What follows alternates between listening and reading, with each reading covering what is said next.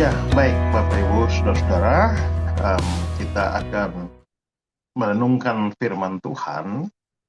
Nah, saya teringat dengan kisah pada waktu kita belajar atau kita mengingat peristiwa-peristiwa Natal.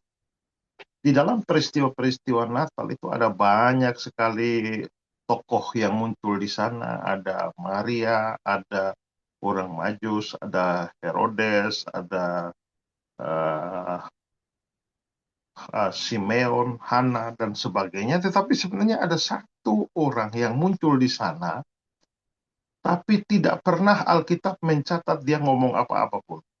Ya. Dan tokoh itu adalah Yusuf. Nah, tidak pernah saudara baca di Alkitab lalu berkatalah Yusuf atau Yusuf berbicara. Tidak pernah ada. Ya.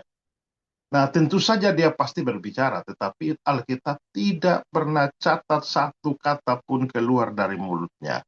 Alkitab hanya memberikan keterangan-keterangan tentang dia, dan sesuatu yang menarik adalah bahwa sekalipun dia tidak pernah berkata-kata di dalam teks-teks Alkitab, tetapi yang dia tunjukkan itu adalah ketaatan, dan ketaatannya itu luar biasa.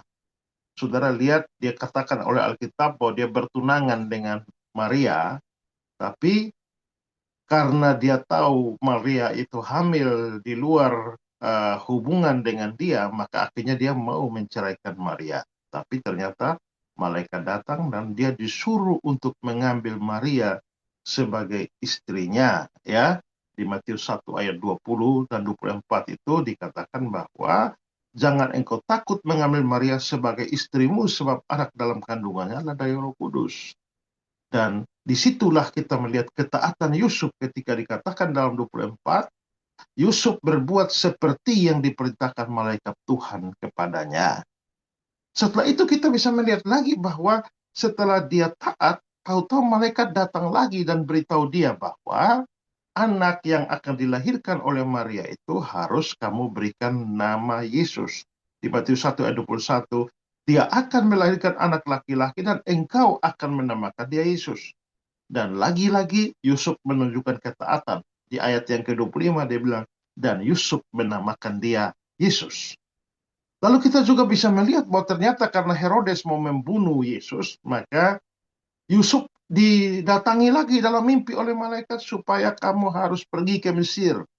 Larikan Maria sama Yesus. Ya, di Matius 2 ayat 13, ambillah anak itu serta ibunya, larinya ke Mesir, larilah ke Mesir karena Herodes mencari untuk membunuh dia. Dan lagi-lagi Yusuf menunjukkan ketaatannya. Di ayat 14 Matius 2 itu, Yusuf pun bangun, diambillah anak itu serta ibunya malam itu juga, lalu menyingkir ke Mesir.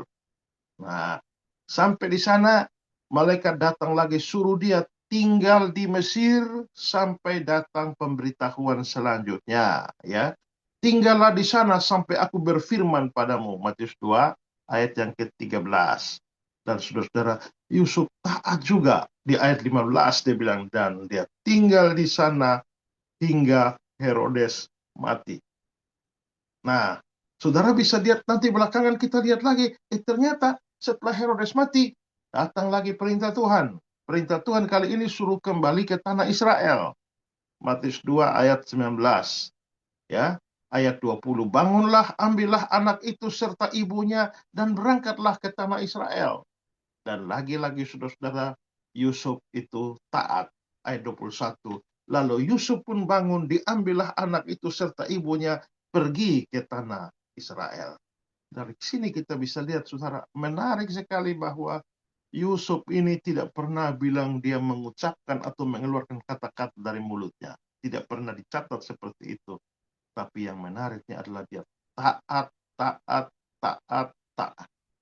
Maka di sini sebenarnya Yusuf ini adalah salah satu orang yang adalah teladan kita di dalam hal ketaatan. Ya, nah banyak orang banyak berbicara, tetapi tidak menunjukkan ketaatan.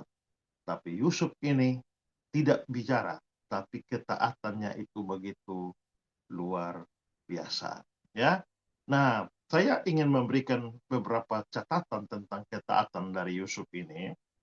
Pertama, kalau saudara perhatikan ayat-ayat yang tadi kita sudah baca, Rupanya Yusuf ini punya ciri ketaatannya. Yang pertama itu adalah ketaatannya itu adalah ketaatan yang langsung. Ketaatan yang segera. Saudara lihat tadi yang pertama. Pada waktu dia disuruh untuk ambil Maria sebagai istrinya. Lalu ayat 24 itu kan dalam mimpi. Ya, dalam mimpi malaikat datang berbicara kepada dia. Begitu dia bangun dari tidurnya setelah mimpi itu dikatakan ayat 24. Sesudah bangun dari tidurnya, Yusuf berbuat seperti yang diperintahkan malaikat Tuhan. Dia tidak menunda. Begitu bangun dari tidur, langsung lakukan. Begitu juga pada waktu kasus dia diperintahkan untuk mengungsi ke Mesir. Pada waktu dia diperintahkan mengungsi ke Mesir, larikan Maria sama Yesus, lalu di Matius 2 ayat 14 dia bilang, maka Yusuf pun bangun, untuk lagi-lagi karena mimpi kan, lalu Yusuf pun bangun, diambillah anak itu serta ibunya malam itu juga. Berarti waktu dia taat itu dia nggak tunda-tunda. Aduh, tunggulah. Ya, nanti 5 hari ke depan atau minggu depan lah. Tidak, bangun tidur langsung segera. Dalam kasus dia diperintahkan untuk kembali ke tanah Israel. Dia juga di Matius 2 ayat 21, lalu Yusuf pun bangun, diambillah anak itu serta ibunya dan pergi ke tanah Israel. Maka di sini kita bisa lihat, Yusuf itu mempunyai ciri ketaatan, yaitu taat dengan langsung, taat dengan segera, tidak menunda-nunda. Ya, nah ada seorang penafsir mengatakan bahwa dia tidak merasa keberatan atau sengaja menunda-nunda. Segera setelah menerima perintah itu, Yusuf pun bangun, berangkat malam itu juga, yakni pada malam yang sama ketika dia dapat perintah itu. Perhatikan, mereka yang mau memastikan ketaatan haruslah segera mengerjakannya. Ya, ini cocok dengan Abraham di dalam Perjanjian Lama, di mana kita bisa melihat bahwa setelah Abraham diperintahkan untuk mengusir Hagar dan Ismail, ya, dikatakan dalam Kejadian 21 ayat 14, keesokan harinya pagi-pagi Abraham mengambil roti serta sekibrat air memberikan pada Hagar dan akhirnya suruh mereka pergi. Langsung ketika Tuhan menyuruh dia untuk mengorbankan Ishak di Gunung Moria, maka dia juga taat langsung. Kejadian 22 ayat 3, keesokan harinya pagi-pagi bangunlah Abraham memasang pelana dan seterusnya. Ya, maka di sini kita bisa lihat bahwa ketaatan yang sejati itu sebenarnya adalah ketaatan yang langsung dan segera. Karena itu, saudara, kita diajar Tuhan, ya jangan menunda-nunda.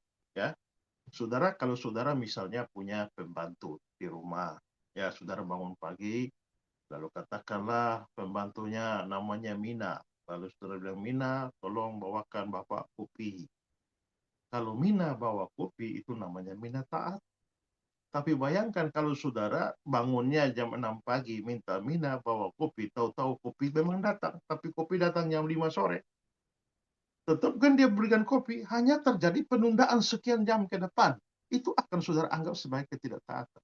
Jadi ketaatan yang ditunda itu sama dengan tidak taat. Ya. Nah, banyak kali kita ini menunda banyak hal. Banyak orang yang mendengar firman Tuhan dan menjadi bersemangat, ingin taat tapi menunda-nunda.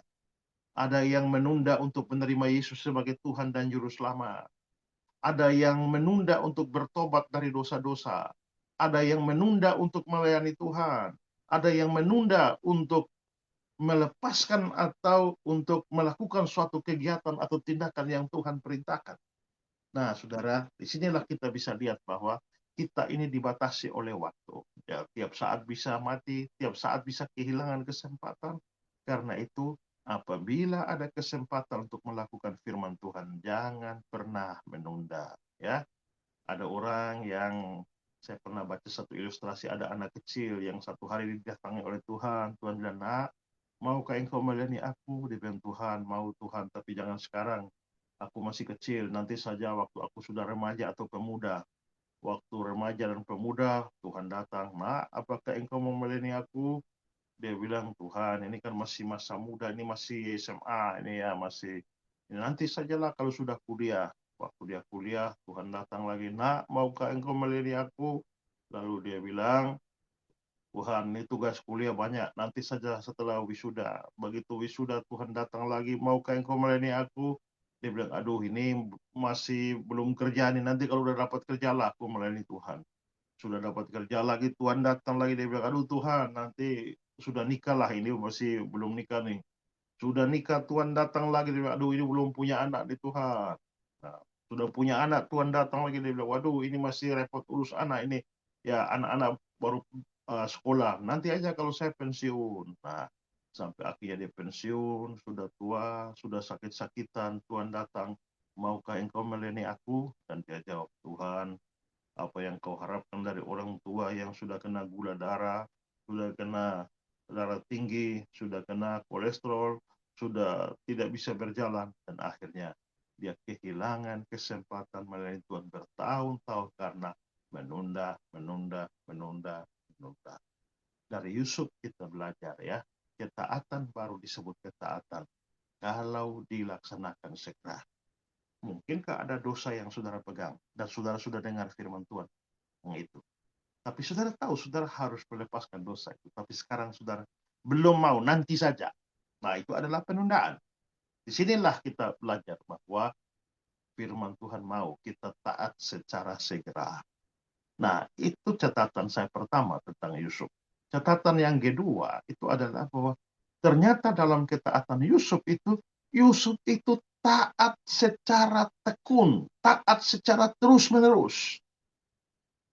Ya, dalam 6 kasus yang saya sebutkan tadi di bagian awal, di mana dia terus menunjukkan ketaatannya, disuruh ambil Maria sebagai istrinya, dia taat, disuruh kasih nama Yesus, dia taat, disuruh lari ke Mesir, dia taat, disuruh tinggal di Mesir, dia taat, disuruh pulang ke tanah Israel, dia taat, taat, taat, taat, taat, taat. Dengan kata lain, orang ini ketaatannya itu taat di dalam ketekunan.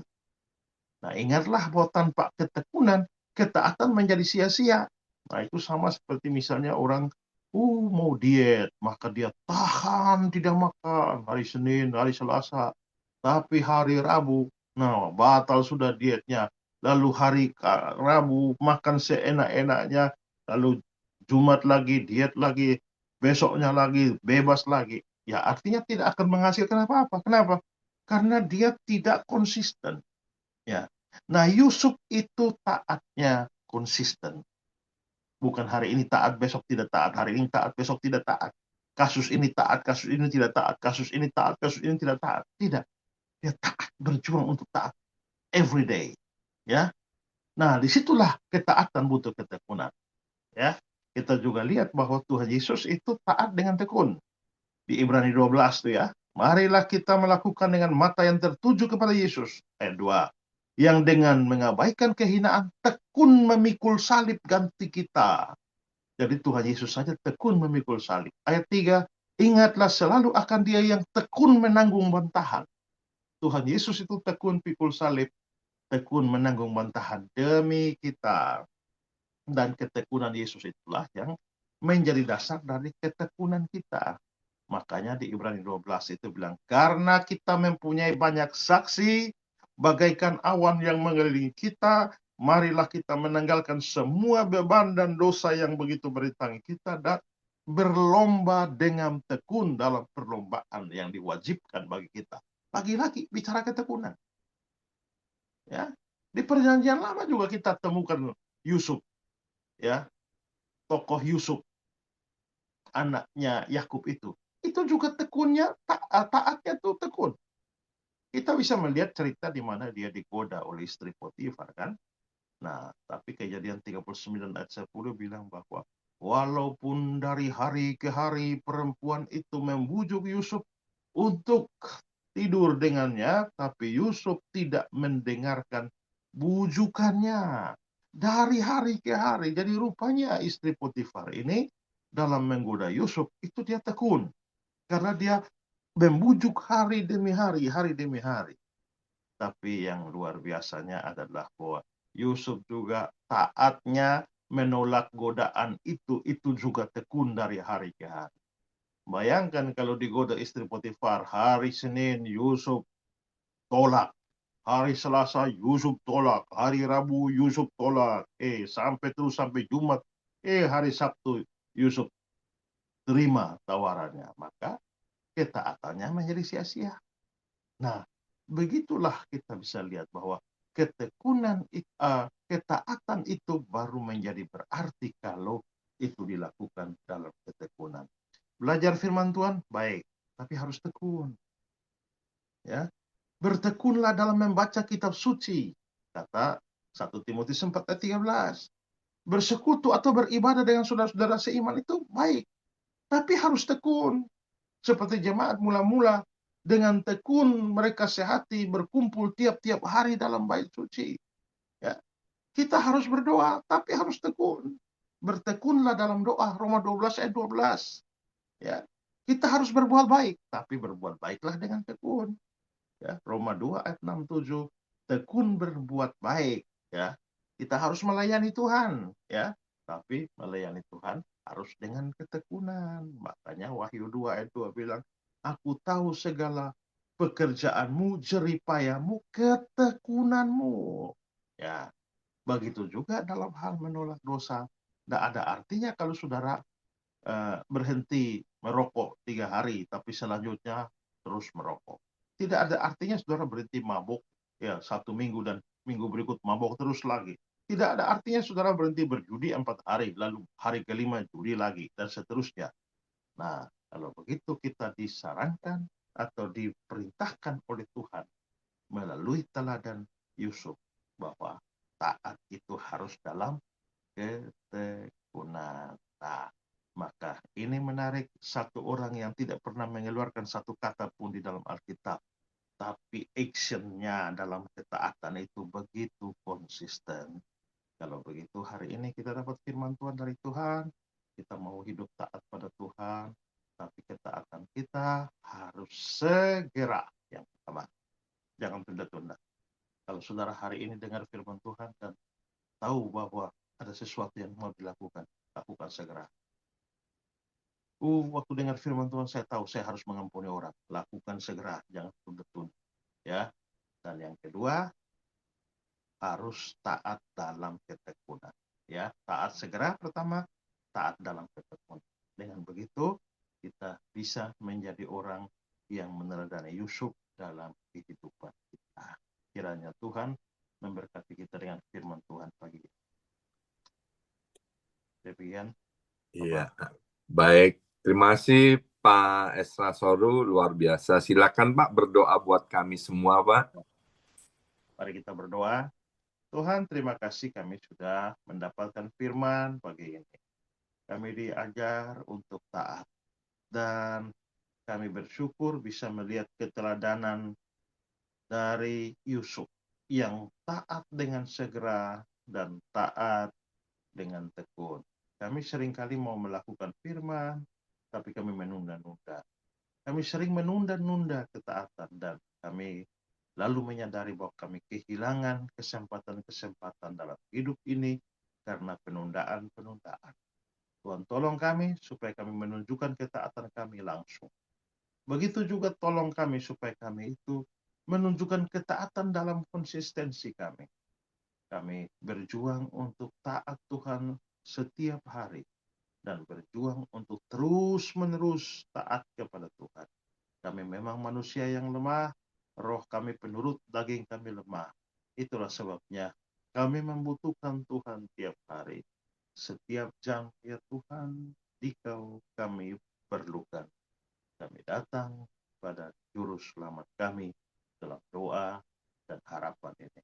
Hari ini Tuhan pimpin kami supaya kami bisa taat dari pagi sampai malam. Dan kami taat secara segera. Dalam nama Yesus kami berdoa. Amin.